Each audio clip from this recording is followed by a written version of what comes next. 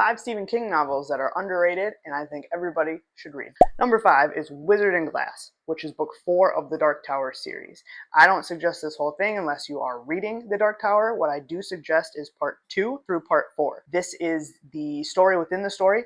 It is a backstory to the main protagonist of the Dark Tower series, Roland Deschain, and it's a great introduction to Stephen King's fantasy writing. If you read The Gunslinger and it wasn't for you, you think it fell flat, try this instead. This is probably my hottest take, but I think it's worth it. If you felt that it was a good read, you can start The Dark Tower at The Gunslinger, go through, and when you get to this, read the whole thing. Number 4, Bag of Bones. This is a longer book. It's around a little over 700 pages. Not really a horror novel. It's more of a psychological or supernatural book. Mike Noonan, a best-selling author, has had severe writer's block for multiple years after the unexpected passing of his wife. He travels to their summer home to try and beat that, and a bunch of crazy stuff happens. This is kind of like a ghost story. It also kind of dives into like the horribleness of humans, and it's a phenomenal book. I think it's a really good summer fall read, and it's a really good novel just in general. Book 3, Hearts in Atlantis. It is 3 novellas, 2 short stories. They all have the same kind of undertone. They're all somewhat related. There is some connection to the Dark Tower. You don't have to have read the Dark Tower to get the story or to understand these novels. I recommend reading it just straight through like a novel. You can read them all individually, but they all tie together. There's a lot set in the 60s, kind of about war. It's an anti-war book, but there's also just a lot of really good components to every individual story. Highly recommend this. Number 2 is another collection of short stories or novellas. This is 4 Past Midnight. These are all standalone.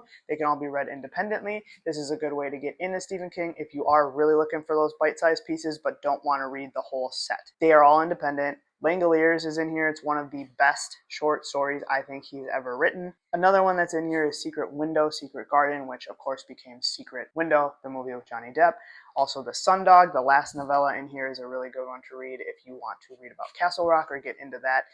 Honorable mention, different seasons. This has Rita Hayworth in The Shawshank Redemption. Of course, as a film, it also has The Body, which of course is Stand By Me. So if you want to read something or you've seen the films, those 2 are in here. Lastly, and number 1, is The Green Mile. The book is so well written. It's sold from the point of view of Paul Edgecombe, who is the Tom Hanks character, who is a prison guard on the Green Mile, which is death row, prisoners that are there awaiting death. It's a great story. There's supernatural aspects to it as well, but again, it's not really a horror novel and not a book I think that gets talked about enough. I think this is one of his best books overall. The prose and the storyline, it's amazing and really gets you.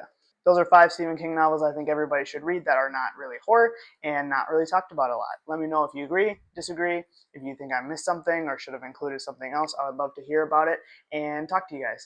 See you next time.